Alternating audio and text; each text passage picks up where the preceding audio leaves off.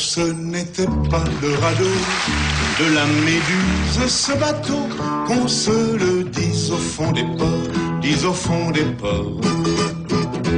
Il naviguait en perpénard sur la grand-mare des canards et s'appelait les copains d'abord, les copains d'abord.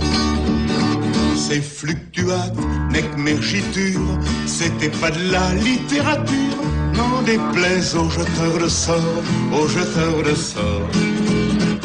Son capitaine et ses matelots n'étaient pas des enfants de salauds, mais des amis franco de port, des copains d'abord.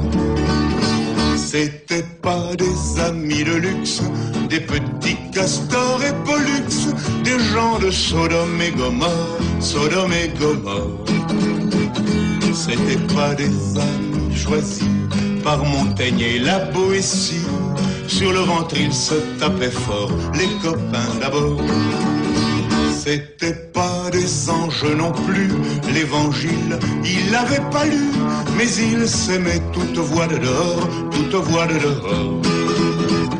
Jean-Pierre, Paul et compagnie, c'était leur seule litanie, leur credo, leur confiterore, aux copains d'abord. Au moindre coup de Trafalgar, c'est l'amitié qui prenait le quart, c'est elle qui leur montrait le nord, leur montrait le nord.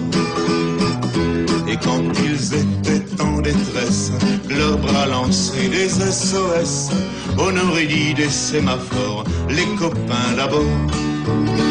Au rendez-vous des bons copains, il n'y avait pas souvent de lapin, quand l'un d'entre eux manquait à bord, c'est qu'il était mort.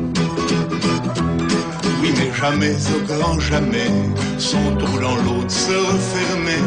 100 ans après, coquin de sort, il manquait encore.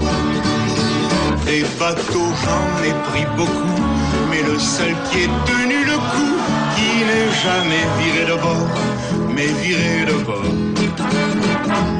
naviguait en père peinard sur la grand-mare des canards et s'appelait les copains d'abord, les copains d'abord.